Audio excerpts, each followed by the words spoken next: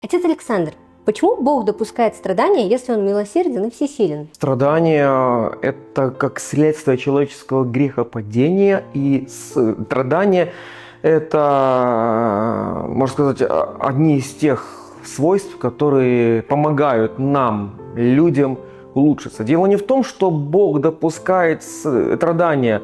Многие животные, животный мир, мир природы тоже страдает от различных факторов, такие как лесные пожары. Но здесь главное не само какое-то физическое ущемление, боль, а восприятие, понимание страдания это.